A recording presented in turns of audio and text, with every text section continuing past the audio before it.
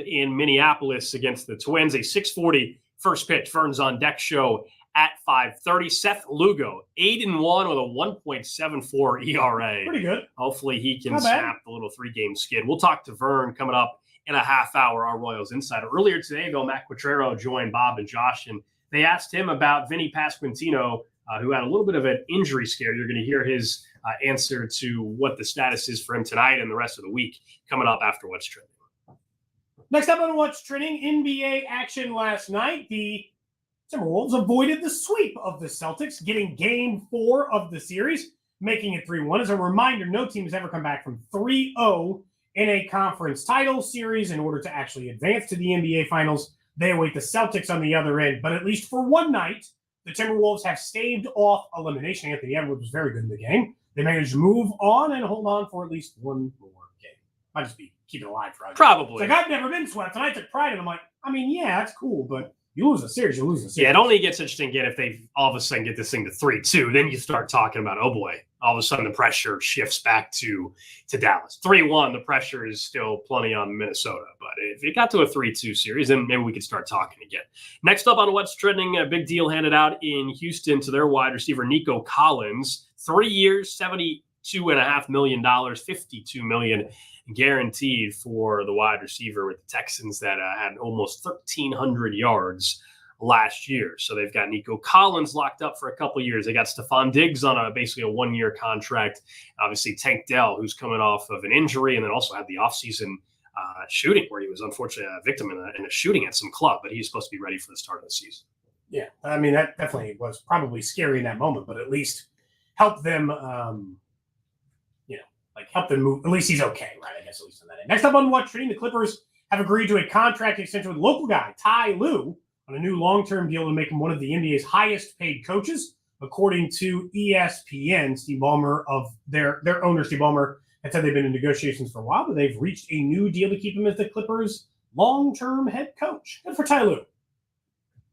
I once not let him take free pizza. What? Okay, so he came up, running a tailgate. We're handing out 1 slice or 2 slices of free pizza for people. Ty Lue comes up. He's on the tailgate over here, and he's like, hey, can I just buy some of these? Like, he just wants to buy like 3 or 4. I'm like, that's the rules. We got people. And he's like, come on, just let me buy some. I was like, get out of here. What? I told him no. I didn't tell him off. I just said I wasn't going to do it. I wasn't bending the rules for him. He wanted 2 slices instead of 1. No, he wanted 2 boxes, dude. Oh. He wanted full pizzas. He wants an extra slice. I got it. He wanted 2 full pizzas. Yeah. Out of these pizzas that were meant for everyone. We'll talk more about pizza. Rasheed Rice was handing out pizza to people. And here you're trying to prevent. Look at how about that? Only trying to prevent Ty Lue. One person. He can afford pizza. He should have brought some to Rasheed Rice was handing out pizzas yesterday, and you're actually holding back pizza from people. How about that? Mm-hmm. Yeah. Technically. My defense, he was trying to break the rules.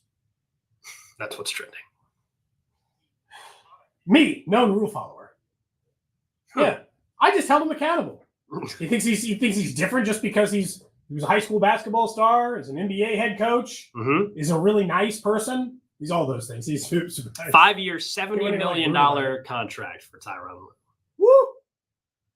One of the better coaches, obviously, in the league. So makes sense. Yeah, I'm not going to complain about it. I mean, it's Raytown.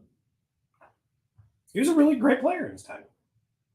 And he's obviously a very well-respected NBA head coach. That's why he's getting the kind of money he's getting. Coming up in about 20 minutes, we'll talk with our guy, Josh Vern, our Royals insider, get his perspective on the Royals. We'll probably ask him a little bit about what we're talking about right here, which is the play at first base last night involving Byron Buxton and Vinnie Pasquantino, where Vinnie ended up leaving the game. And, based off of the base running rule at first base and everything, it was a play in which Byron Buxton, if he were to get plunked, everybody would be.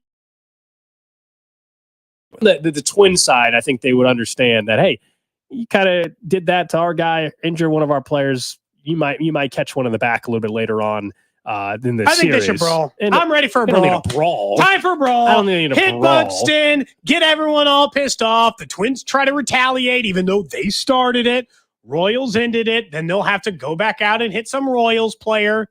They've hit Vinnie not them, but other teams have been hitting Vinnie all season. And now they're running into him. Plunk Buxton. If this game is 4 or 5 runs apart, look, you don't have to do it in the first inning. He doesn't have to just get hit right away. But I mean, this is the vigilante justice we've come to expect with baseball, and I expect it tonight. That man had no business running on that side of the baseline, and he ran right into Vinnie, almost injuring him. It'll either happen tonight or tomorrow. If you know one of these next two games in the series, and fortunately, no matter what you think they should do in terms of retaliation and whether they do it or not, it sounds like Vinnie Pasquantino avoided a very serious injury. This is what Matt Quatrero said earlier this morning on Fesco in the Morning. What about with Vinnie last night? Because that looked ugly too when he got hit. Yeah, I think we got lucky with that one too. I mean, he got hit on the side of the shin. I don't even know what you'd call it. There's a nerve on the outside of your leg but when you looked at the replay, how much worse it could have been if it was a squared up hit. That would have been much worse. So, just kind of, when it's almost like your funny bone thing. When you lose feeling in it, you just got to wait for it to come back. And we're anticipating him just being possibly ready today, but not a long-term thing at all. So that, of course, is great news. Maybe he's already back tonight in the lineup. If not, it sounds like he'll be back tomorrow. If maybe it's one day off at worst. So they avoided what could have been way worse. You could have been talking about a broken bone or something like that. Instead, it just probably felt like crap, or you didn't have any feeling, as Matt Quatrero was alluding to yesterday. And it goes without saying, they just can't afford any bit of injury when they already have some offensive struggles later on in the lineup. They can't have. And you notice yesterday they flipped Vinnie and Salvi in the order. We talked about that a few weeks ago, and I don't know if it was just a one-game thing, but you may have seen that Salvador Perez and Vinnie had flipped spots in the batting order, and the thought process maybe behind that is now that you don't have a number 5 hitter behind Salvador Perez, and who's more likely to be patient at the plate?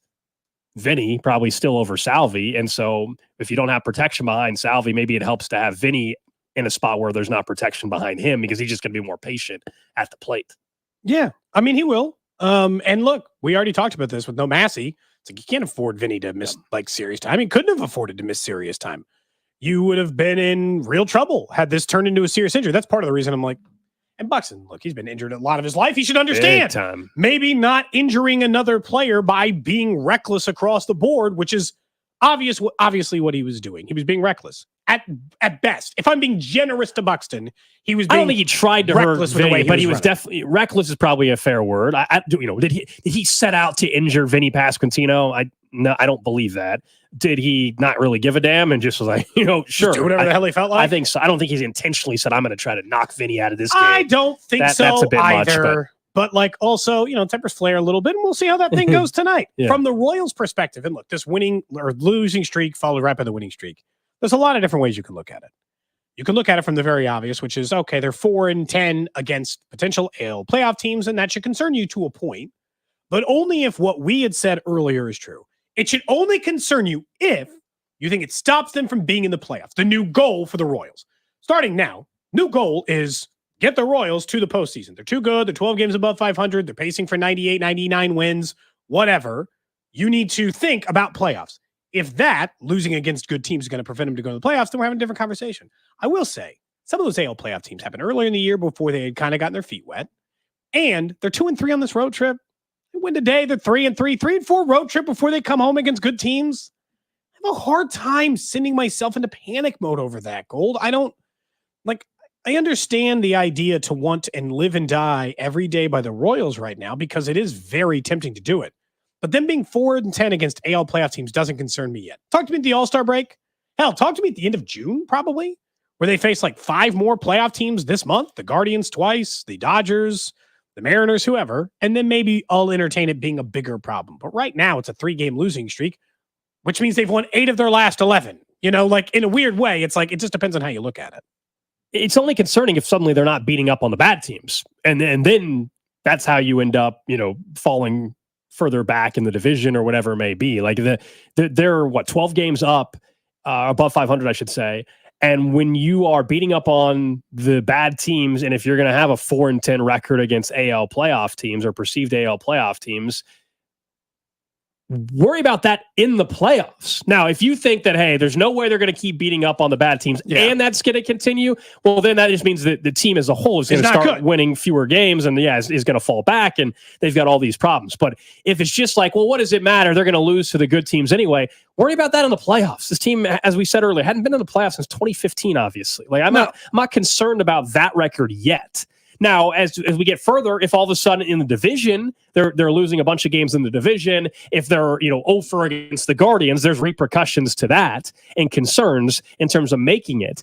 But the notion of like that where they're at now and that they can't keep losing to eventual playoff teams, I actually disagree. I mean, as long as they're going to continue to beat up on teams they are clearly better than, then that's not a problem. That's why they sit in the spot they are now. 2 months in the season, they're not beating playoff teams. They're competitive, though, I'll say that, and they're beating up on all these perceived crappy teams in baseball. Now, the next 18 games are still going to be against playoff teams or teams that should be in the playoffs, so what happens during that stretch? It just a lot of this sorts itself out, I think, as we say over and over again, with some of these concerns, a lot of it will end up just working itself out, and it'll be pretty clear for all of us by the time we get to July and much, much closer to the All-Star break. The clock started on MJ? To like figure it out, or they got to try something else? Well, I think the clock has been started for at least a week or two. Now, the automatic assumption is that I just call up Drew Waters and it'll all be good to go. I think Drew Waters is going to get called up here pretty soon if MJ continues playing like this. But I just, what are you getting more than you're getting out of MJ now? Probably. It doesn't take much, in fairness, at the plate. So if you want to just argue you got to get something more than you're getting, I think that's fair.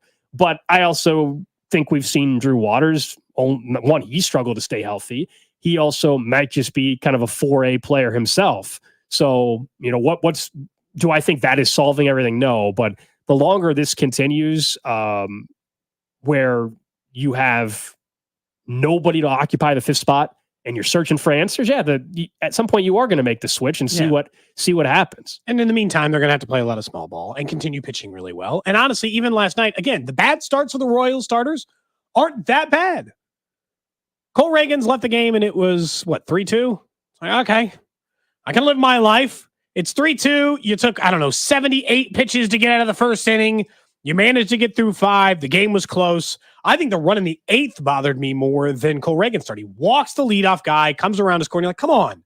If you'd kept that close, just think about that. That run matters more because if it's 3-2 in the 9th, and all of a sudden you got first and third and nobody out, you can suicide squeeze. You can just play for the sac fly. Dyron Blanco doesn't have to feel this pressure to try to go get the stolen base, which he was obviously pressing on last night.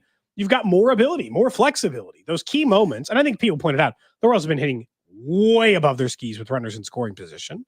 So at some point, they will have to stabilize in other areas of their game, but I also think they will. I don't know. Bobby Wood Jr. has been hitting more homers. During this little 3-game skid they're on, defensively they haven't been as sharp. Base running hasn't been as sharp. The things we all highlighted of why they've been so good, starting pitching first and foremost, but they've been fundamentally sound. They speed and defense. Those are stable things throughout the course of a season. Yeah. It doesn't mean you can't have 3-game slides, which is what they're on.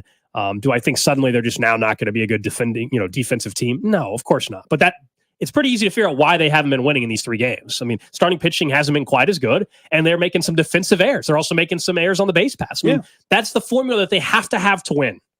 And so that's why they're on a 3-game losing streak. You hope, though, Seth Lugo, who's been sensational, can be a stopper. They have a couple of them, fortunately, this year in the rotation. Right behind him. That's why they haven't really let the 3-game skids become 4, 5, 6, 7.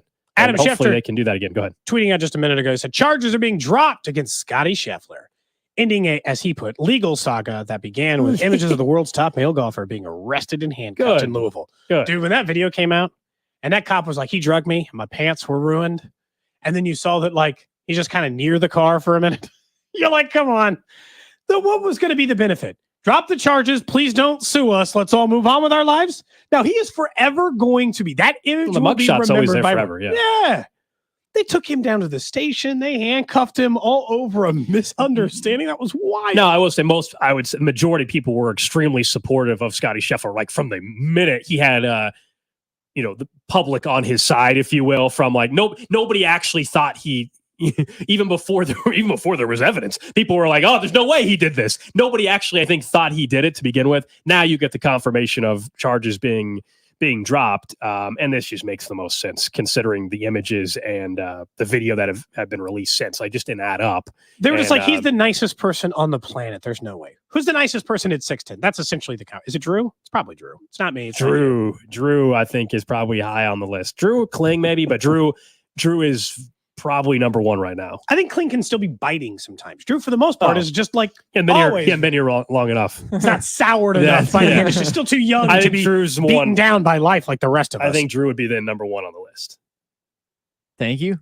It could be a compliment. Yeah, I think it is a Don't compliment. you like being called a nice person? Yes, I think it is do. a compliment, Drew. Thank you. I very don't think much. I'm last, which is good. I just don't want to be. You don't want to be the least. You don't want to be the meanest person. You know, we won't rank that out. I was you going don't to want to say be the meanest person. 913-586-7610. Text in. Who do you think is the nicest in the entire station, and who do you think is the meanest? Rank us 1 through 6, 5. How should we do the rankings? Are we just doing the day? No, I'd say. Well, it's hard because like right now there's not a current morning show producer, so like 2 there, 3 here, so that's 5, and then 7. There you We'll go. do 7. There you go. I think include producers, please, in your 1 through 7 ranking. I don't have a prize for you, just for your own enjoyment, I guess.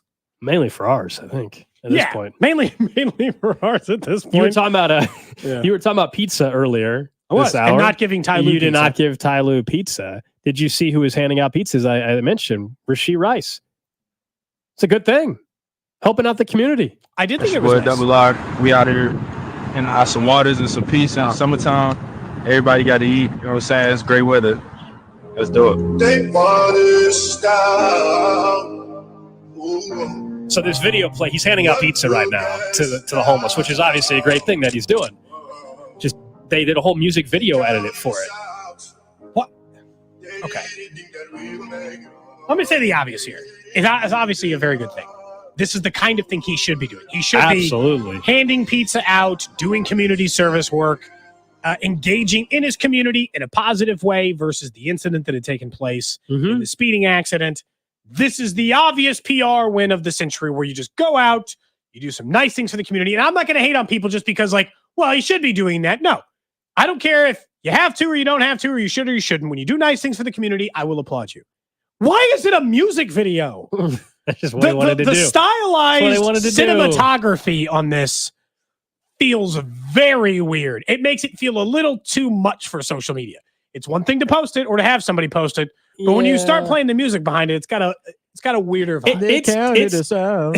It's different, but look, if this is the worst thing that's now happening, great. You know what I mean?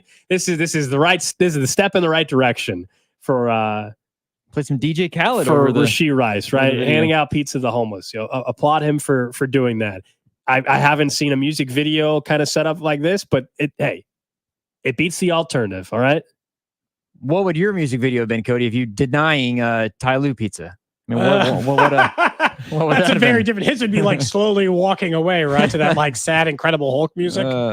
Look, he asked for 2 or 3 pizzas for a separate party away from everyone else. boxes of pizza? Now, look, he offered to pay for them. So, like, he's a step above of just like, hey, I'm Ty Lue, give me free pizzas. He offered to give me money for them, but they weren't I'm supposed to just take money from him? He was hungry. To give to who? So for the people who come up later and like, hey, sorry, I'm out of pizza. Here's a $5 bill from Ty Lue. What am I supposed to do with that money? Just pocket it?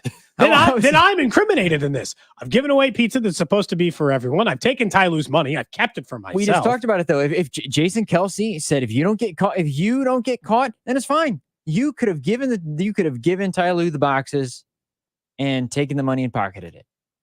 And I don't know if you'd have been caught or not. Someone said no one would have said anything. Yeah. Someone said in the Rasheed Rice video, they know that the pizza boxes were in the trunk of the vehicle.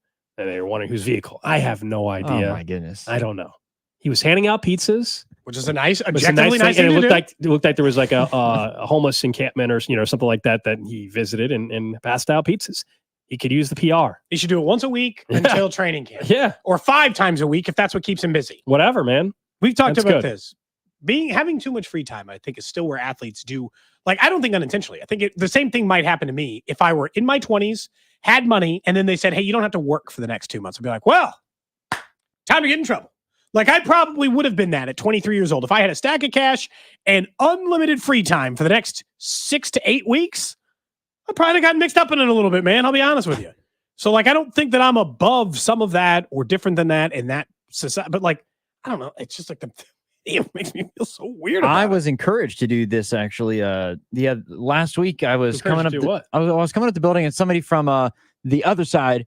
I don't know who it was. I don't know their name, but they were asking how my day was. I was like, good. How was yours? And they were like, good. They were like, have you ever been to jail? And I was like, no. He's like, dude, how old are you? I was like, I'm 28. He goes, you need to have that happen to you once in your someone life. in the building asked you that? Yes. Who? Yeah, who the They hell was basically this? suggested that Was it I needed to go to jail Okay, once in my upstairs life. person or downstairs person? Upstairs person. What time of the day was this? Oh, it was during the show. Was it Scott Parks? No. On the other side. From the buzz? Not on our side. On the music side. I was basically told that Someone on the music. It's not Matt Gapsky. He might be the I nicest should- person on the planet. We think Drew's nice. Is Matt's I should whole get nother in level. trouble like enough to go to jail once in my life to Oh. say that I did it. Nailed it. You guys are squares. I wonder who that was. Who that was. Laszlo? I thought 96.5. You immediately thought 96.5? Yeah. The Rock's down there too. Sure. But in the middle, in our time slot, though. You don't know the person's name? No, I do not. Might need a physical description in the break, Gold. I don't even know if I remember what they look like. I don't know if I could point them out because it was in passing. I was running up to. And what was your response?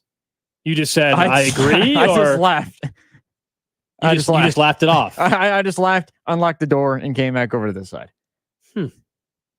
I've never had that Is situation. anybody else? This is how great our workplace. Does anybody else workplace say, you know what? You should try getting arrested. Does anybody else walk in their office and say, you know what? No, You- okay. It's always like the same conversation. Be like, do they drug test over there? I'm like, in Hang on. radio? Nope, that was where it was. No, So no. it wasn't how is your day going? It was, are you doing anything over Memorial Day weekend? And I said, I am relaxing. I am enjoying my time. They're like, get in trouble. Go to jail. Would have said that. I'm confused about who Yeah. over there. I need to know who this is. Well, he can describe him after, then maybe we can figure it I out. don't think I could give you much of a description besides that. I'll be totally honest with Like you. It shorter was guy, bald. No, not bald, but it was Not in bald. passing. Like I opened the door to leave. They were coming up the stairs and I briefly looked and Beard? said, how's it going? Clean shaven. I believe they're Tall, short, I- fat, skinny. I believe they have had a 1,000 beard. things. I believe they had a beard of some sort of facial hair. Full beard, like thick beard. That's where I Older? I don't want to say yes. You're I'd be wrong. giving the worst description possible. You know, like we need more specifics here. Were they white? Yes, Okay. I think so. Oh, he got that part down. Man, Someone says that you should steal that person's car. Then you can cross it off the list. That actually would be really funny. Okay. Look, I'll just be honest. I was confused. I wasn't sure. Yeah, Still confused about who it was. I was told that Apparently, I they did not should know get you well arrested. enough. Okay. I should go to jail. I actually don't think it's the worst advice. You know, if it's a minor crime, it's probably too late now. You should have probably gotten to it by now, but you know, you'd be fine. They're not going to fire you for getting like. They popped did for say something live a small. little after they suggested that. And I was like, Live okay. a little. So far, everybody's guessed Slim Fast or Jay Binkley. That's or Laszlo. He those knows are the, who Jay Binkley those, is. those are the three names. It was not Bank. I Those are the promise. three names that have come up. All right, up next, though, we know it wasn't Josh Vernier either. He's our Royals insider. He's been very, very busy covering the Royals. We're going to get his thoughts on the 3-game skid and what he makes of what occurred with Byron Buxton and Vinnie at first yesterday. Hey, it's Brady Singer. You're listening to Cody and Gold, weekdays starting at 10 on 610 Sports Radio and the Odyssey app. Brought to you by Heartland Men's Health, the leader in men's sexual health. Thousands of men have been successfully treated for low T, ED, and more, all with discretion and compassion. Make your appointment at heartlandmenshealth.com. Listen, you've been making house payments for years, right? And right now, your home's value has never been higher, right? That means you're likely sitting on a small fortune in equity, and good for you.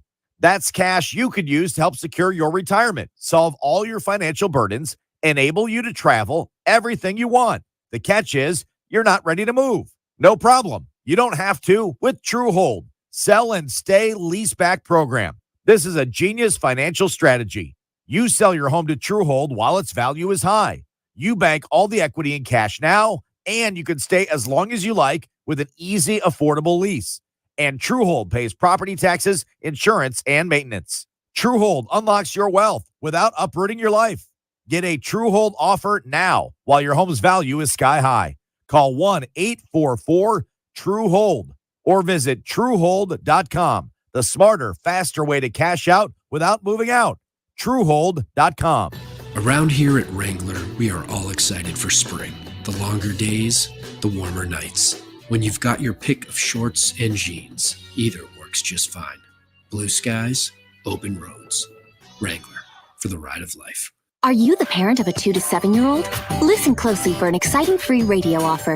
By now, you've probably heard of ABC Mouse, the Parents' Choice Award-winning online learning program that's actually changing the lives of early learners everywhere. ABC Mouse is like a little one-on-one teacher. It has helped her so much. Right now, we're offering a special radio promo to try it free for a month, but you have to go to abcmouse.com/radio to claim your free month. That's abcmouse.com/radio. Sponsored by Age of Learning. Keep it twisted all year long with Twisted Tea Hard Iced Tea. Twisted Tea is real iced tea that packs a punch with 5% alcohol. Tastes great at the beach, the mountains, or even in your backyard. Look for the bright yellow Twisted Tea cans. Twisted Tea Brewing Company, Cincinnati, Ohio. Please drink responsibly.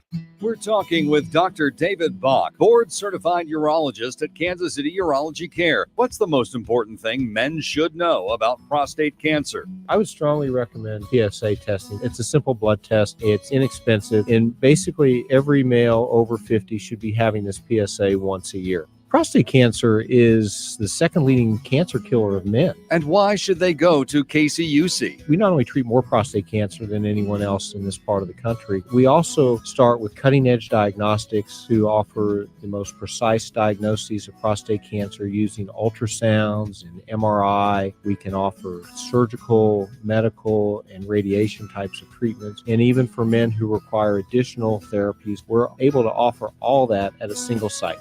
Get your PSA level tested by the experts. Kansas City Urology Care. At KCUC, you see the best in KC. To make an appointment, visit appointments.kcurology.com. When it's time for a brake job, go with a solution that delivers one of the smoothest and most quiet rides on the road. Napa Silent Guard brakes. Made with fiber-reinforced shims that eliminate noise for the life of the pad. Rubber-coated hardware for a better fit on 99.5% of vehicles. And quality design that meets and exceeds OE performance.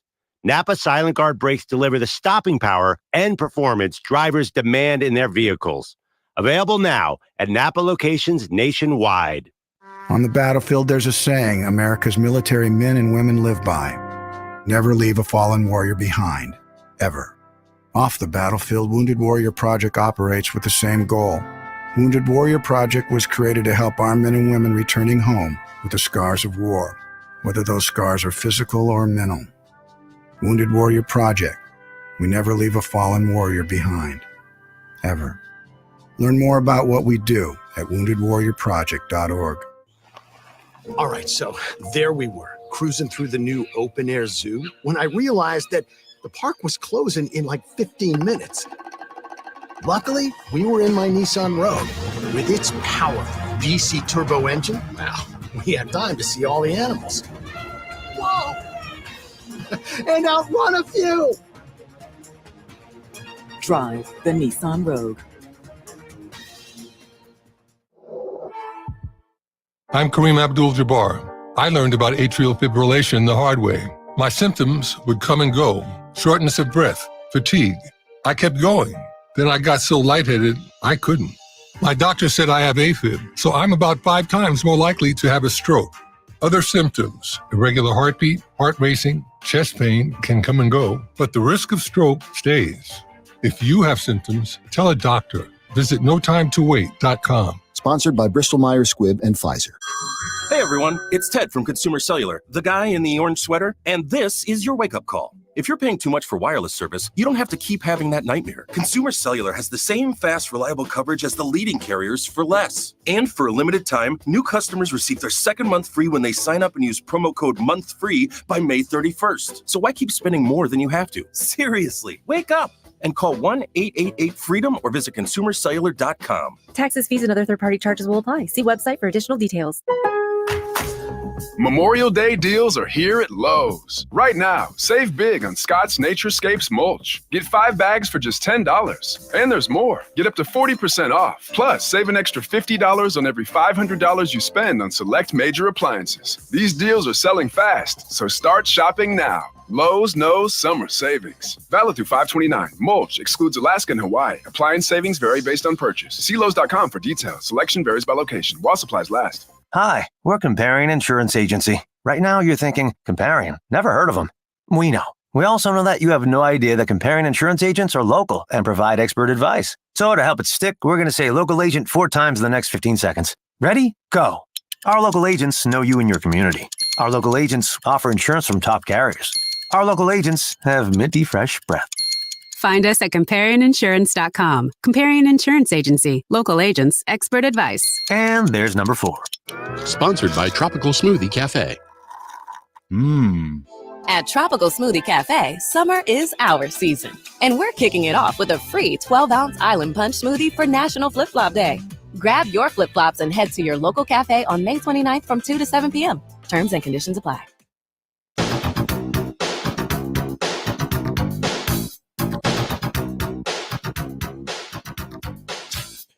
Coming up in 10 minutes, we'll get to the random question of the day. It's time to keep talking some Royals baseball, though. Our Royals insider, Josh Fernier, joins us. He'll be on tonight, his on-deck show at 5:30 before the Royals take on the Twins. Seth Lugo on the bump, 6:40 first pitch. Royals trying to snap this 3-game skid, Vern. I mean, they're just screwed now, Vern. They've lost 3 games in a row. Well, it was fun while it lasted, but we get ready for Patrick Mahomes and turn the page, right? That's right. Yeah. It's on the training camp at this point. Season's over. There's just no way that a team can overcome. Well, how are you going to get skids. anywhere when you only have the 4th best run differential in Major League Baseball? And on the hill tonight, a guy that leads Major League Baseball in ERA. Things have been worse. Let's get to the important thing. They should hit Buxton tonight, right? Let's get his ass.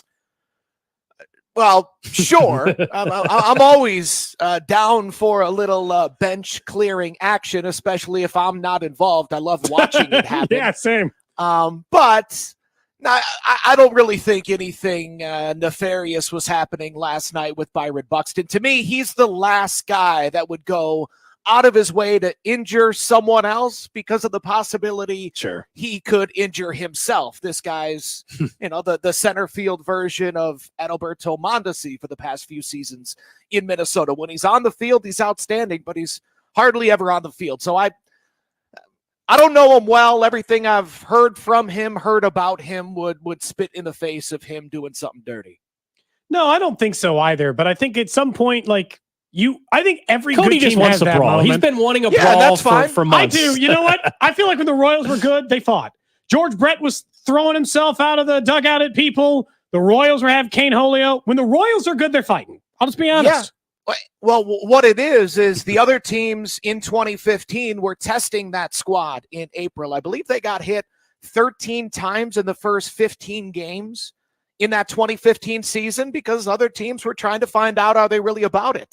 Can we bully this team? Was 2014 for real? And, Lorenzo Cain and the rest said, Kelvin Herrera and Yordano Ventura said, yeah, we're more than about it. We'll throw it right at your head at 100 miles per hour. And then point at your head, making it very clear we threw it at your head. Yeah. And after the game, I was telling him to think about it. Is what Kelvin said. Yeah, I was saying, think about it. Sure. That's a good cover. But hey, no, listen. Salvi's been plunked a handful of times. Vinny's been hit 3 times in the past week, just on this road trip, I believe.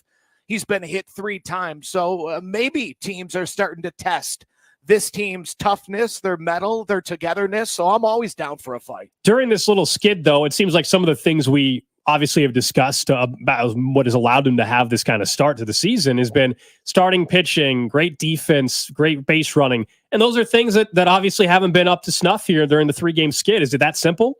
Well, yesterday, yes. Yeah. Yesterday's game, I need more from Bobby in those big spots. I need more from Cole Reagans. I need more from Garrett Hampson in that utility role.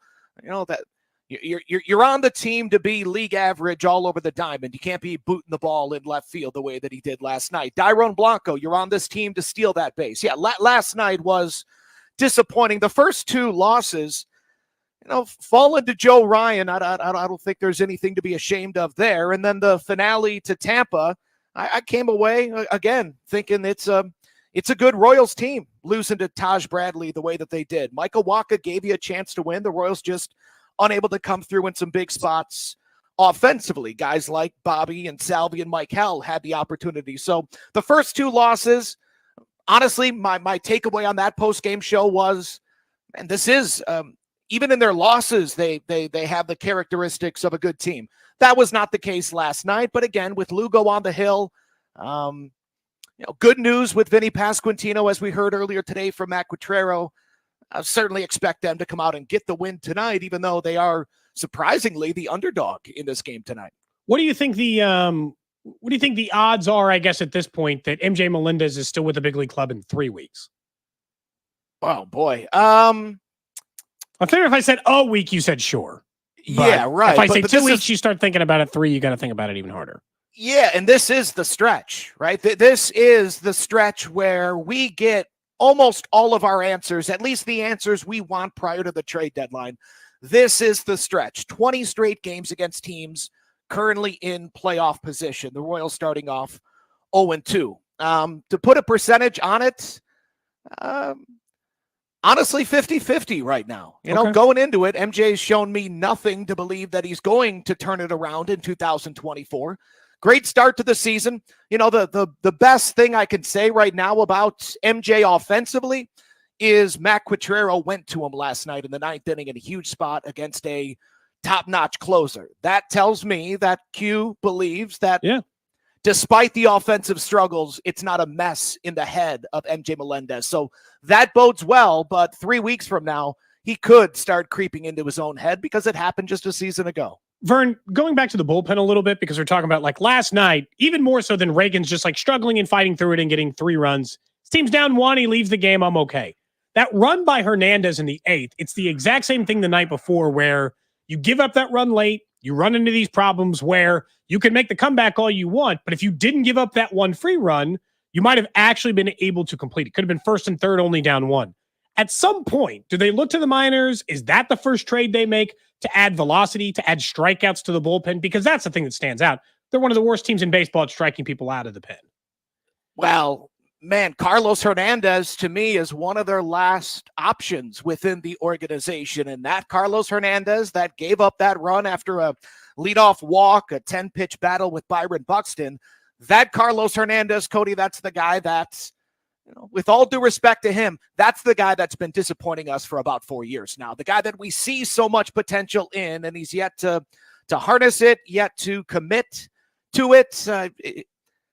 Sad to say, but it just doesn't appear that you're going to be able to rely on Carlos Hernandez in big spots. Maybe he can change my mind. It's still very early in his season. It's just I've seen it.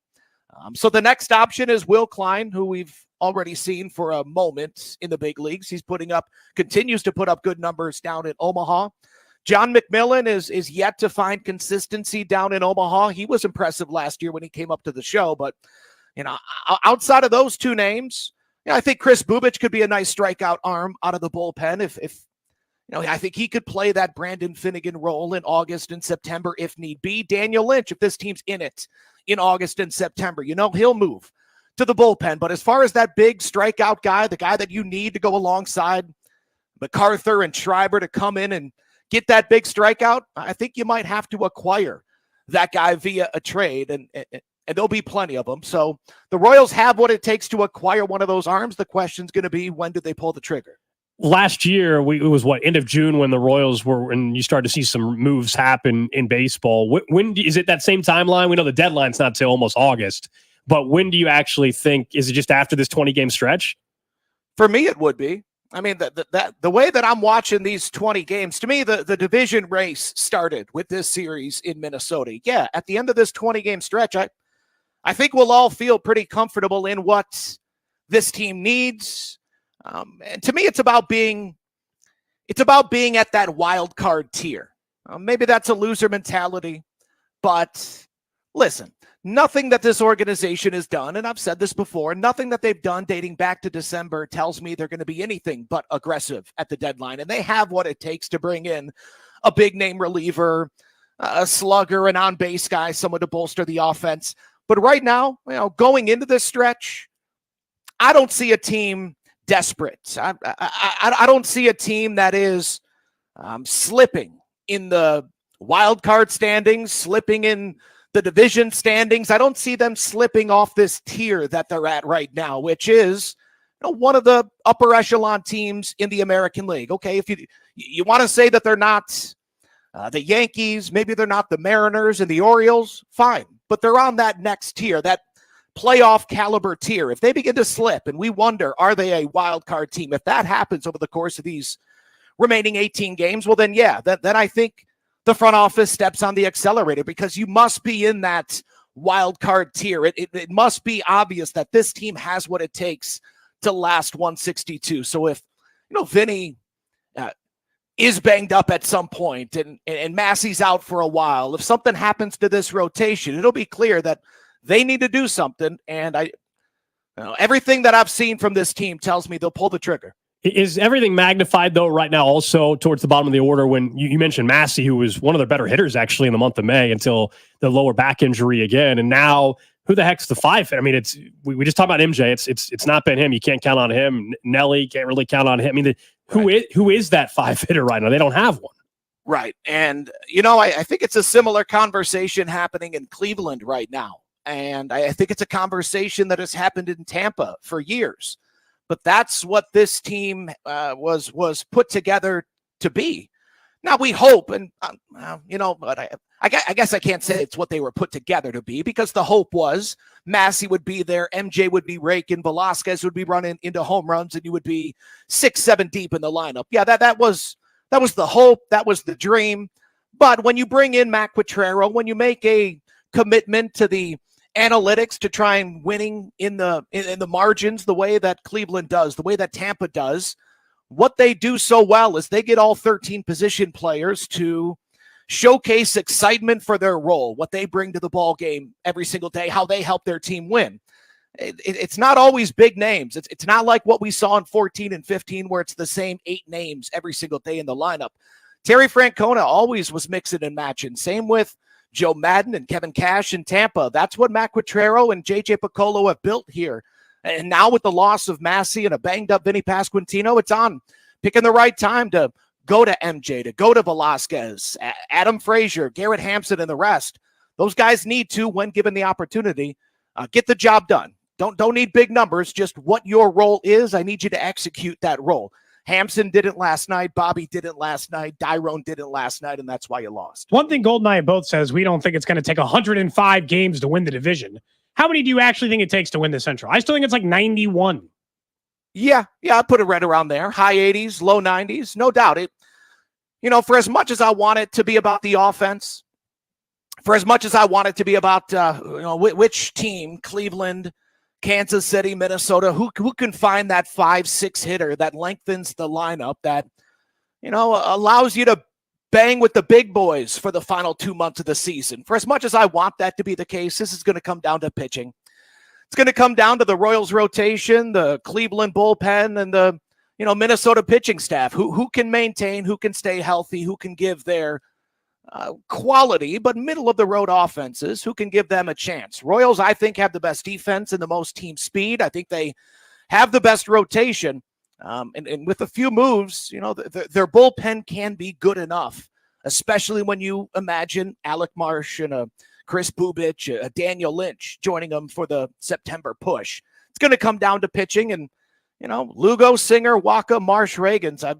I'm perfectly happy with the boys that the boys in blue have to go to battle with. Josh Furtner, our Royals insider, is on deck show tonight, 5:30, right here on 610 Sports Radio. I don't know if you know, but the three of us are playing in the Sporting KC media game today at halftime. Your pick of the three, we set the odds earlier to score a goal tonight. I said Cody's like 8-1, Drew's 10-1, and I'm like 14 or 15-1.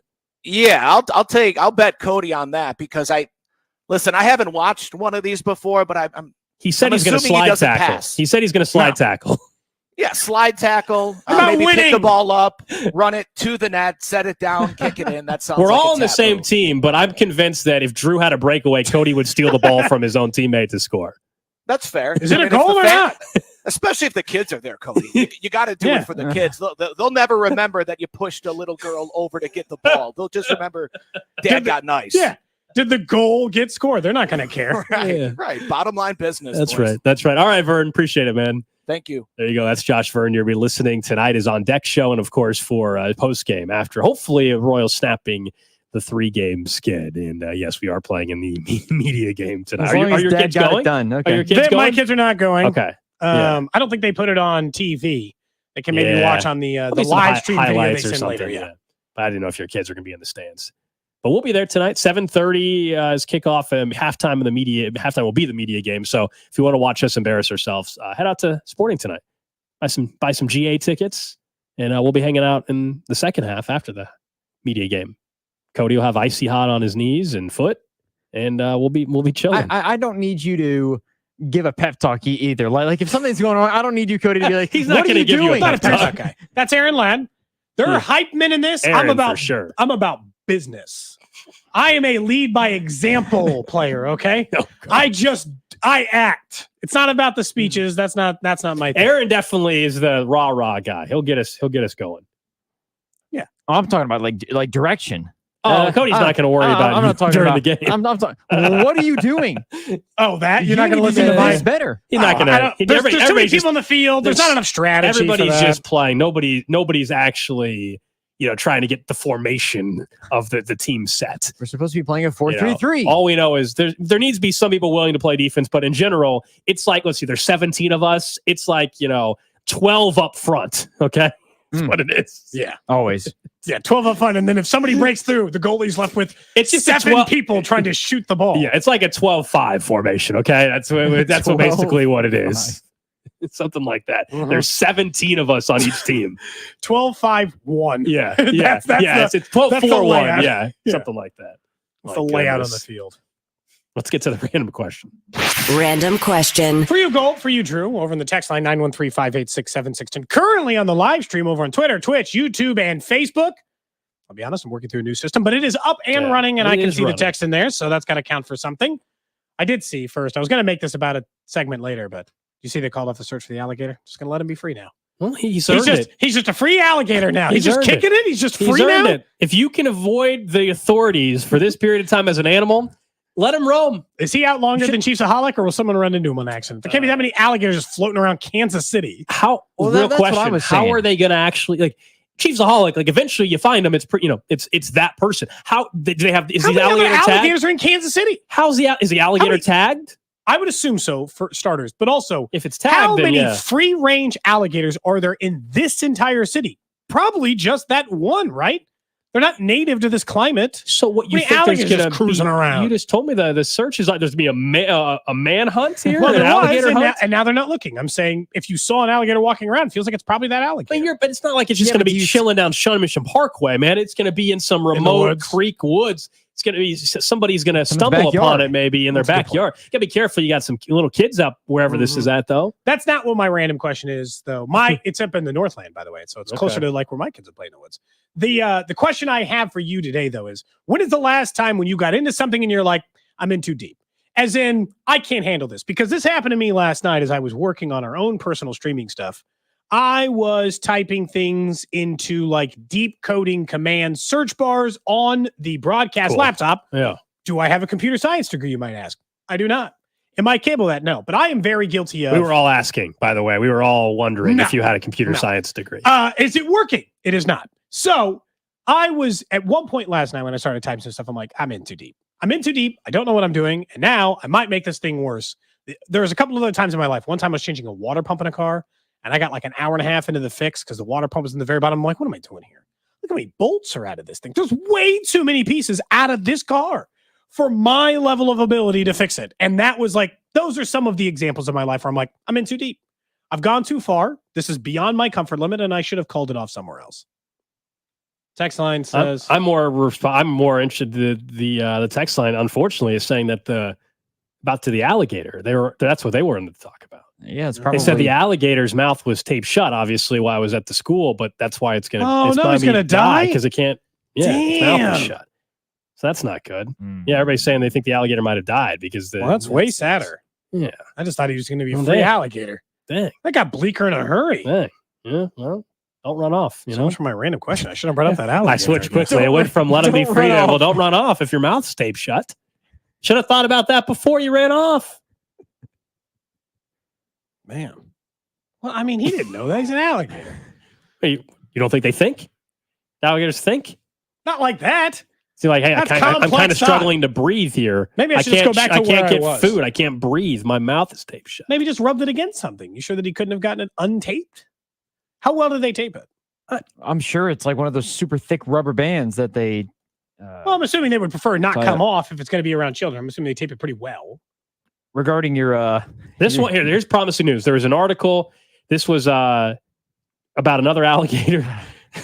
It said its mouth was taped shut since December, and then they found it, and it was alive quite some time after. Okay, so it's still got some time.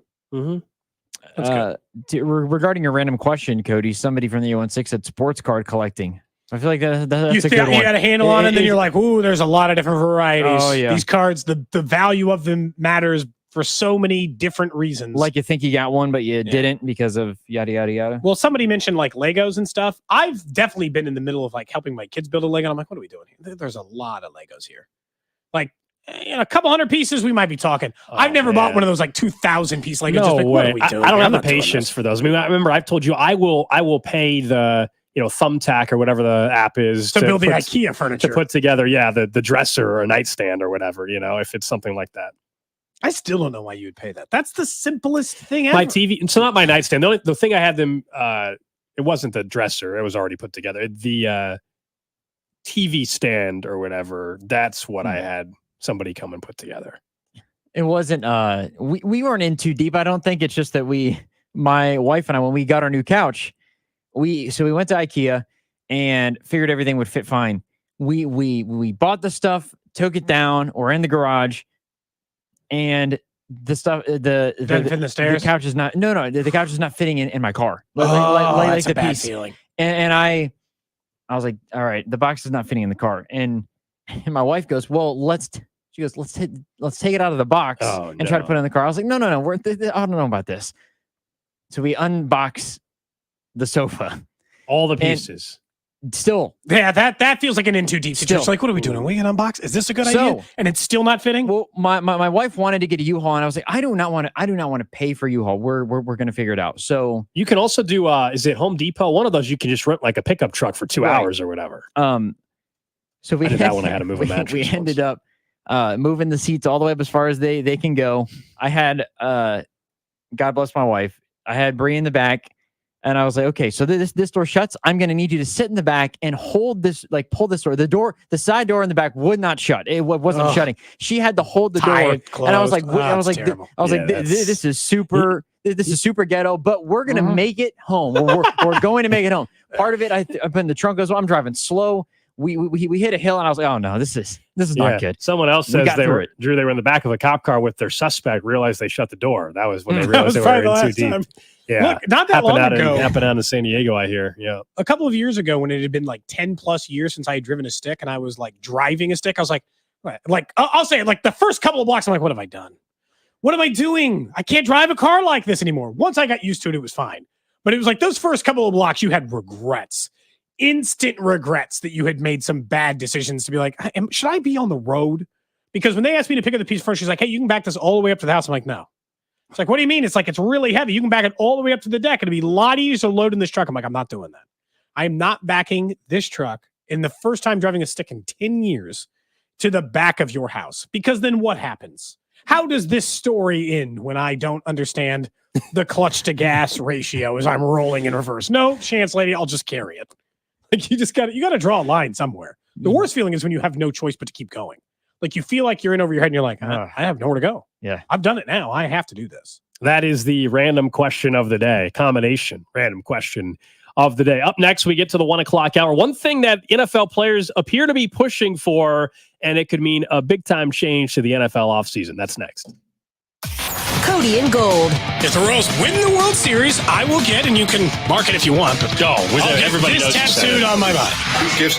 We're winning games. Brought to you by Heartland Men's Health, the leader in men's sexual health. Thousands of men have been successfully treated for low T, ED, and more, all with discretion and compassion. Make your appointment at heartlandmenshealth.com.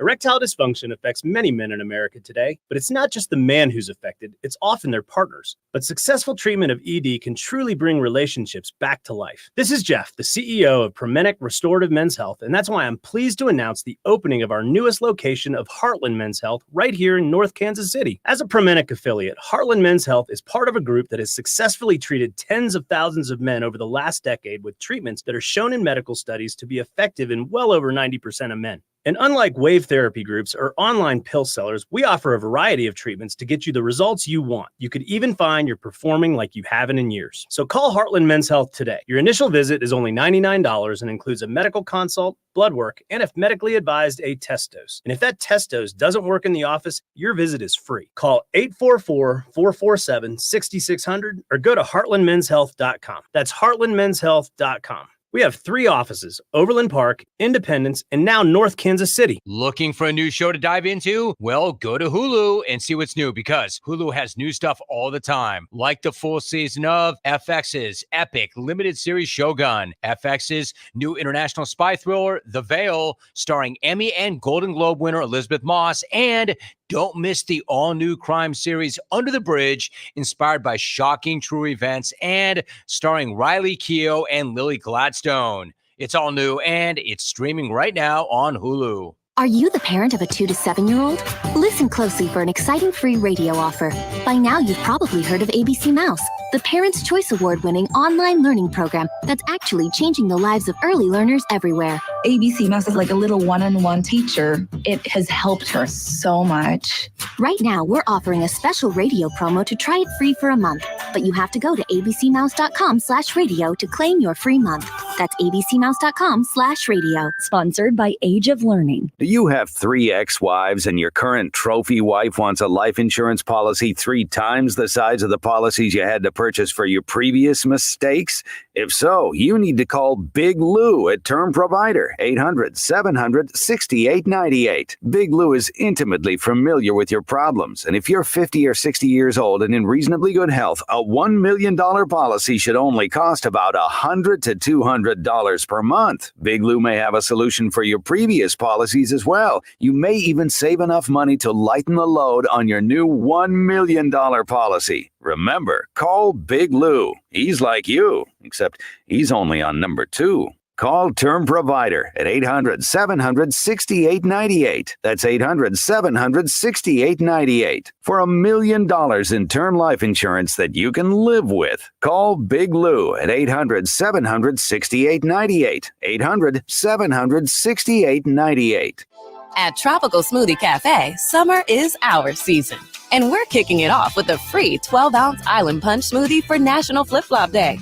Grab your flip-flops and head to your local cafe on May 29th from 2 to 7 p.m. Terms and conditions apply. Hats off to all the 2024 graduates. Whether they're stepping into the next chapter of their lives or reaching a significant milestone, they deserve something extraordinary. At Diamonds Direct, you can shop for gifts under $1,000. From stunning diamond pieces to timeless pearls, this selection is the perfect way to recognize their dedication and success. Each piece is crafted with care and attention to detail, making it the perfect way to commemorate their graduation day. Consider a dazzling birthstone pendant showing off the qualities that make them who they are.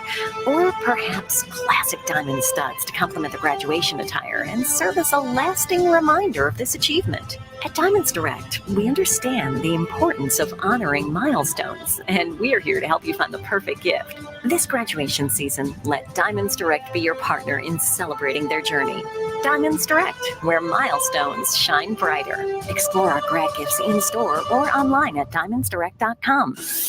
Pavement contractors, save time and money with Sealmaster. Everything you need under one roof. Pavement sealer, crack filler, pothole patch, equipment, tools, accessories, and more. Pull up, load up, and you're on your way. Whatever your project demands, Sealmaster has the answer. Sealmaster.net. Ad paid for by AG Marketing Group. Attention timeshare owners. If you need to get rid of your timeshare for any reason, please listen to the following message. Getting out of a timeshare commitment is not easy, and it takes time. But we specialize in helping consumers legally get rid of their expensive timeshares forever.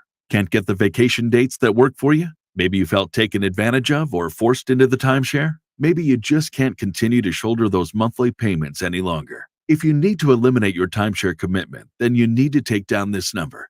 800-858-0815. We will safely and legally get rid of your timeshare payments forever, all with a 100% satisfaction guarantee. Don't continue to let your timeshare be a financial burden to you and your loved ones. Call us now at 800-858-0815. The call is free. The consultation is free. Call 800-858-0815. That's 800-858-0815. Again, 800-858-0815. Gas, groceries, utilities, you name it. The price of everything is going up. And if you're stuck in a bad timeshare with rising maintenance fees, the financial burden can be crushing. It is time to get your finances in order and get the real facts about that timeshare that you are stuck in and your options to get rid of it. Chuck McDowell, founder of Wesley Financial Group, has been helping families out of horrible timeshares for over 10 years and has put together a complete timeshare exit information kit that he will send you absolutely free. To date, over 30,000 families have trusted Wesley Financial Group to help them out of financial hardship by getting them out of bad timeshares. Get the facts about how the timeshare industry works and your options for cancellation. Simply call Wesley now for your free timeshare exit kit and see how you can become timeshare free. Call 800-462-3333. That's 800-462-3333. Once again, 800-462-3333. You're listening to 610 Sports Radio from the Mission Plumbing, Heating, and Cooling Studios. Kansas City, this is Royals manager Matt Quatrero. Catch Vern's On Deck show 1 hour before first pitch on your home for Royals baseball, 610 Sports Radio and the Odyssey app. KCSP Kansas City, WDAF HD2 Liberty, and Odyssey Sports Station.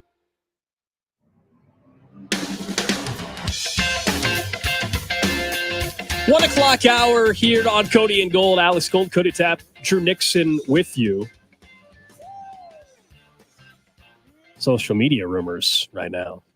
People are reading into, maybe we can pull the audio of it. Good Drew. ones? Yeah, I mean, nothing negative or anything. People are reading into like one clip from the New Heights podcast, obviously with Jason and Travis Kelce, and at which point they're Travis and Jason in particular are joking about like basically weddings or whatever. And then Adam Sandler movies he would be in? Yeah, Adam Sandler movies he'd be in. And Jason Kelce mentioned the wedding singer to Travis. And I guess like Travis started laughing, but had some people are like his eyebrow raised, and they're like, this is, this might be a sign that maybe the engagement rumors are true. People are just reading into it. I don't know if it's that true. is reading in. It's probably nothing. But some of the Swifties out there wondered if he was insinuating something about Travis' relationship. I already told you. I think eventually they're going to get married and have kids. They'll run the world. Mm-hmm. They'll own us all. I think they'll get engaged. They'll be superpowered children. Yeah, I think they'll get engaged. I don't know if I'll go as far as everything else yet, but also they'll get engaged. You're not willing to commit to the rest of it. They'll get engaged by next year. I think so. Yeah. Okay. Good to know. Is it good to know though? Mm-hmm. Yeah, it doesn't hurt. I've already told you my stance on it. I made it very clear. That feels like it's reading into a lot, just because he was talking about wanting to be in Happy Gilmore too. I didn't even know about it. Someone texted us on the show, and so then I did a quick little search, and I was like, "Oh, that's what they're talking about." And it was. You gonna watch Happy Gilmore too? By the way, I'll watch it, but I know it's not gonna be any good. It's the same thing with they're coming out with oh gosh, a new Beverly Hills Cop, and I'm not watching a new Beverly Hills Cop. That came out 45 years ago. I love that movie. But the second and the third one stink. I know, but the first one's great, but the second and third one stunk. Why the hell am I watching the fourth one? This one's 30 years later. This one's going to be terrible, I'm sure. There's incentive. There's I think part of the reason why I think it's not going to be as good of a movie is because they're trying to incentivize it, I think, with the cast more than the actual story. Let me tell you the other one they came out with recently. They tried to emphasize the cast still, and it sucked. Let me tell you the problem here. The real problem with the new Beverly Hills Cop movie is that you get no nostalgia from it because it's the same thing that happened to the Die Hard series. At first, he's just crawling around, maybe getting some of the machine gun, and then he's like Fast and the Furious Beverly Hills Cop, and he's shooting a car into the moon. That's not who Axel Foley is. Cheeky, fun nonsense, little bit of light action, comedy, and then all of a sudden, it's a full-blown $200 million action movie. It doesn't it's a money grab, for sure. It doesn't feel like Beverly Hills Cop. I'm watching the Fast and the Furious movies for crazy action movies that make no sense.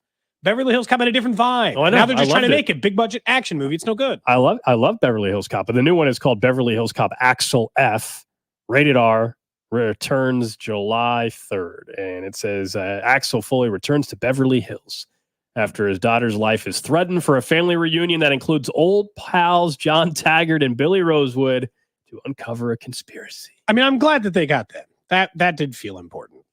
That's a good get. Getting Taggart, that's a good get. But still, it just like I saw the one scene from the trailer, and he's like flying a car through the air, and you're like, no, come on. That's not what and by the third one, that is what the Beverly Hills Cops are like. He's using like prototype weapons and stuff, and that they got bad by then. Go back to the humor, the light, the easy. He's still uncovering a drug crime. It just doesn't have to be well, if you like, to be like all of a sudden they're turning Axel Foley into John Wick. That's never what he was. He wasn't in like complex action scenes. It feels like movie creation has been it's gotten to the point where a lot of stuff is repeated and it's blended so much now where they're running out of ideas, very Hollywood. Very rare, genuine. I still will go for any movies based off of true stories in some form or fashion. Those will always get me. Like, when's the movie coming out about the Ocean Gate thing we were talking about from a year ago? When's the movie coming out about the billionaire that controlled a submarine with a control from a game console? I didn't even watch Oppenheimer. I haven't watched that either. Yeah. Okay. This is one more complaint, then we can talk sports for a minute. Okay. Movies are too long. Oh, well, you've already talked about this. You watch them in 5 parts anyway. Why does it matter? Let's get this down to like 2 hours. Tidy. Every movie that enters the theater, 2.5. Because I want to go see movies in the theater sometimes, Gold. I want to get a babysitter and go see a movie in the theater, and I need that to not be a 6-hour activity. Well, you're Can we get this down ones, to like, 2? No, they're all that long. Oppenheimer is way too long. Moon, Oppenheimer. Well, those they're are all that long. extremes. Flower Moon, I saw it, and that was very long. It was too long. But like Axel F, and I think it's streaming only, but that's 1 hour and 55 minutes. That's fine. Which one? Axel F, the Beverly Hills Cop. And I don't know if that's in theaters. Hour 15.5. We're talking a little bit. Yeah. I think 220 and less. It needs to be 220 and less. That's the perfect window. 220 and less, like preferably right at 2 hours. It used to be one movie a year. The big blockbuster of the year that was 3 hours long. All right, the new Lord of the Rings movie is out. Those were the only movies that were reserved for that length of time. Now, like 50% of the movies that I want to go see that are like Oscar-worthy movies, they're all 2.5, 3.5 hours long. Does nobody have an editor anymore? We can't chop this down? There's got to be some useless nonsense in that. Flowers Moon, there's like 45 minutes of that movie that doesn't need to exist. We could just get rid of it. I saw it. We could just get rid of it. It'd be fine. That's actually one of the few movies I've seen in the last 4 months in theaters, 6 months in theaters. It's been a long time since I watched it during Oscar week because I wanted to get caught up on a couple of the movies that were there. And yeah, someone said there was another billionaire trying to do the Titanic trip again. Yeah, that was the trash of the day yesterday. But that's what I'm saying is like, someone come up with a movie about that. That's more interesting to me. You like the true life stuff. Mm-hmm. I think you can. I'm a sucker for the true movie stuff regarding like inspirational stories or like the a lot of them have been World War II movies lately, actually. War movies are always pop. I mean, that's always those are always war movies, mafia movies. Those, I mean, any new mafia movie comes out, you got me. I'm in. Like it's just a genre that heist movies. I'm in. That's right in the wheelhouse of I will pretty much give any movie like that a chance. It doesn't mean they're all good, but I'll give them a chance. Just too much. Just too long, too much time. Can't go see a movie like a regular person. Cody, somebody wants you to sing at their wedding? I said, how many songs? No. That's what they said. They said however many you want. They asked for a free pizza from Pizza Tazio. We don't have those. That's the afternoon show. Those are from the drive. We don't really get access to those. We apologize. And then they said, okay, fine. Can I get a wedding gift? And nobody responded to that. And then they said, can Cody sing at my wedding then? I said, how many songs? And where's the wedding? Their compliment of you, by the way, is... There was a compliment? Of your voice. I didn't see that. Was it a compliment? It was the person who you responded to. Oh, I didn't miss the... A mixture of Fergie and Jesus. That's how they described your voice. Well, it feels like a stretch. How long is the new Mad Max movie? It's well rated. Like how long to just go watch Mad Max in the theaters, right? That's what I feel like. I'm without even looking it up, 2.5 hours. Well, yeah, that's standard, Cody. That's fine. That didn't used to be standard. 228. That's fine. We don't have to accept this, including trailers. We don't have to go 3 hours. Just wait till it's at home. 2.5 you can hours watch it in fine. 5 They parts. wonder why less people are going to the movies. Too long. 2.5 hours is fine. The problem is, for me, it's less fine. 2.5 is fine now. Yeah, 2.5 is fine. I'm not going as much to the movie because I don't think in general the movies have just been as good. Mad Max 2.5 hours. I just looked it up. The new Planet of the Apes movies. Those have been very good. 2.5 hours. Gonna have to wait. Like they're all too Cody long. wants some like C-list comedy that's 90 minutes. That's what he wants. No, I want some crappy under comedy 2 that's hours. 90 minutes long. You think every movie's got to be 2.5 hours to be good? There's just no way that's 2 true. hours is the perfect spot. But like, I feel like you're usually the hour and 20-minute movie sucks. Well, yeah, I'm not looking. That's too short. Those are all the kids' movies. The movie connoisseur said 2.5 hours is too long. So was he just like in here or something? He just came in here real quick to say what's up. That's every movie. And I asked him. That's every movie. So it was Pearl Harbor. The movie is the only one movie that is worth the 3 hours. I agree. We've had our Pearl Harbor conversation. The movie. God, that movie's terrible. Pearl Harbor, Armageddon, classics. Real quick, classics, Cody. To the point of you, Cody, saying it's 6 hours, I thought to myself, there's no way that it is a 6 hour trip. But when you talk about showing up, you talk about all the previews. But and everything that's collectively in there, it is for a 3 hour movie. It is a long time. It's a long time, but wait, now we're complaining that the movie theater experience. I thought what made it cool to go to the movies back in the day was you had the popcorn, you sat there, the whole thing. Now we're saying that you have to get the popcorn like it's a chore. I'm not saying it's bad. I'm saying that it does make it does make it a long. You might as well go to a Chiefs game. It is a long period of time. You might as well go to a ball game. In terms of length, I'm not saying it's bad. There are some people who love to go to sporting events, but it is all that it is. I go to the movie theater way less than I ever did, but it had nothing to do with 2.5 hours. Sports are trying to make things shorter, and every movie studio is like, what if we just made all these movies but longer? We just edited them less. We just made them half an hour longer. It's crazy. Everyone else wants less time, and they're like, more of your time, please. I haven't made this is just that people like this is just the shorter attention span with different generations thing. But you're adapting mid-generation here. Like, that I get why like a 20-year-old might think 2.5 hours is too. Like, there's studies that are like showing that attention span. Even though they might watch 7 straight episodes or something different. It's just different. So I get that, but I haven't been to a movie theater in a long time, actually, in a few years. How long are previews still? A good half hour? Minutes, a good 20 half minutes hour? before the movie. Yeah. And I don't like being there before when the lights are. I like to be there. I don't want to be there when the trailers have already started. You are too too late. picky. Yeah, Like, you are Cody just want a damn movie theater in your own house, and you just want to be able to start the movie. Oh my goodness! Cody wants to be able to self-edit the movie. He wants AI to tell him which scenes suck, kicks him out of the movie before he watches it, and that's coming in the future. By the way, at least tell me which ones to go take a bathroom break during. Someone's going to come up with that AI where it's going to be the AI is going to determine what scenes they think Cody will like in the movie, and they'll just kick him out of the movie, and then they'll condense the movie down by a half hour. Sweet. That's next. Great. Finally, a good use for AI, you know? All right, let's talk a little NFL, though. Thinking of changes, there could be a big change on the horizon in the NFL, but this one's a little complicated because you've got the NFLPA pushing for it, yet multiple players have already spoken about this change and said they really aren't in favor. And what we're talking about is revamping the offseason and what the calendar could look like. So the proposal would be the spring portion of the NFL offseason, OTAs, right? That includes voluntary practice, and then you have the OTAs in May and June. The NFLPA wants to completely eliminate the spring portion of the practice schedule. That's according to NFL.com. So why is this significant? Well, you would eliminate several weeks of practice. You replace it with something the NFLPA wants to have more training camp.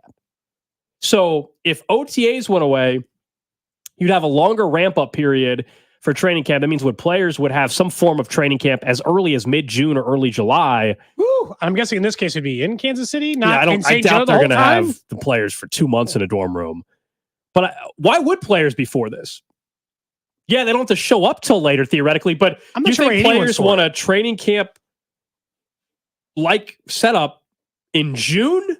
And then we're going to the real training camp a month later. Like then a week later, then they still have the real training camp. What veteran's going to want a form of training camp in late June, early July for 2 weeks, 3 weeks? And then, by the way, next week we're going to St. Joe for a month.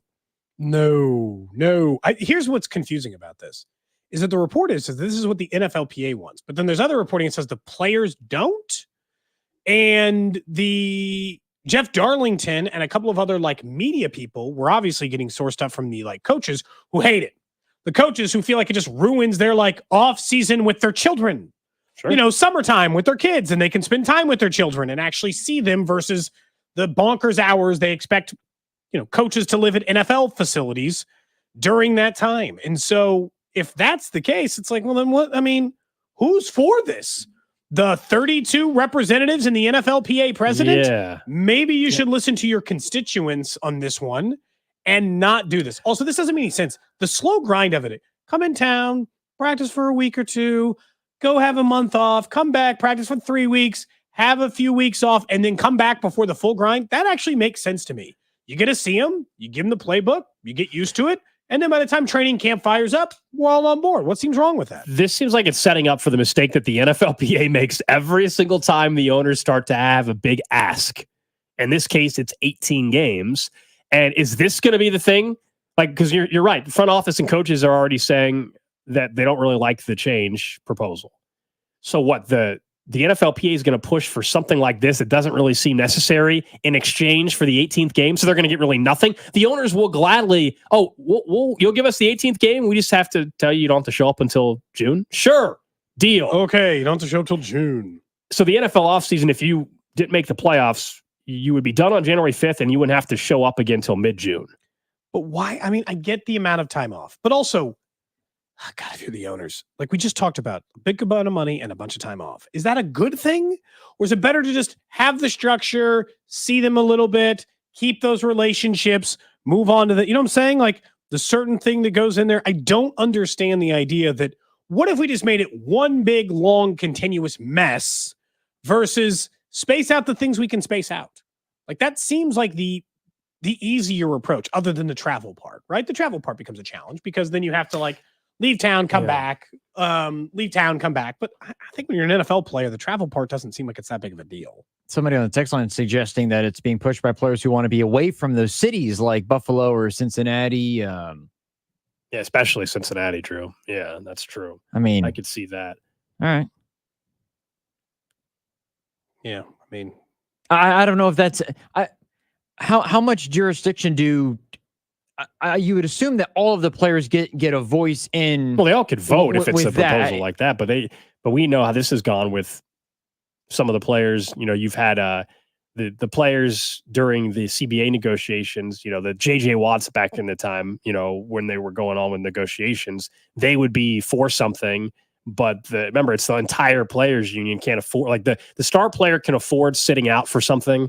The guy that's on his first NFL roster can't afford to miss the paycheck for a whole year to sit out or whatever to make real change. You know what I mean? Like the premise is to look out for all the players in the situation. Right. Correct? Yeah, it's the point of the union, I guess. Or I mean, I don't know. I don't know who would be on. I don't know who would be on board with this. It doesn't make. And you don't get to see the rookie. Like, are the rookies mini camp still going to happen, or just like, nope, we'll see you in June? I believe the rookies are not in this. This would be for vets. But then again, just a couple of weeks, you get to see them for like 5 days and be like, see you again in June, versus I think the way Andy does it now makes a lot more sense, where you just get to like keep in touch, ask them if they're understanding, get a feel for it. Make sure they're not like not getting out of shape, but in some of that regard, I guess.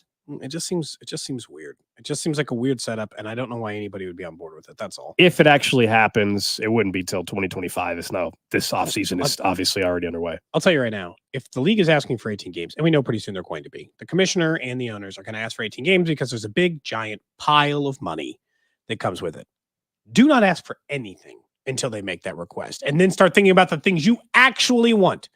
Anything you ask for out of the league now is going to be viewed as a concession, as I am scratching your back. Please scratch ours as it relates to the 18 games. Anything you give them until they have that 18 game is going to be looked at that way. I'd be very careful about what I ask. Got to be the double that's buy, what I'm saying right? about this is like, I don't, this is not the issue I would use as a big talking point if I were the PA. No, I wouldn't use it as a. You said the double buy. Yeah, I mean, I think that has to be a huge one. That's got to be the number one thing on the docket. Where hey, if we're doing 18 games, we have to have. Although two weirdly bye enough, weeks. I feel like they should just be offering that. You shouldn't be asking. Does that make sense? No, I agree. The NFL should be like, hey, here's 18 games and here's 2 buys. But the NFL's smart and always wins these negotiations, so they'll be like, it's a business. We'd like 18 games. What would you like? And like, well, a double buy. Oh, okay. We're gonna give them that anyway, suckers. And then they run out of the door.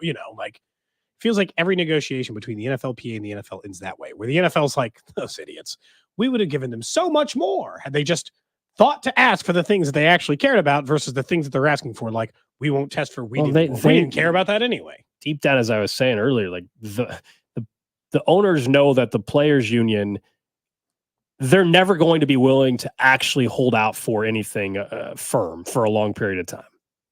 And that's because the star players can afford to miss a paycheck for 6 months or whatever, and 6 weeks of the NFL season.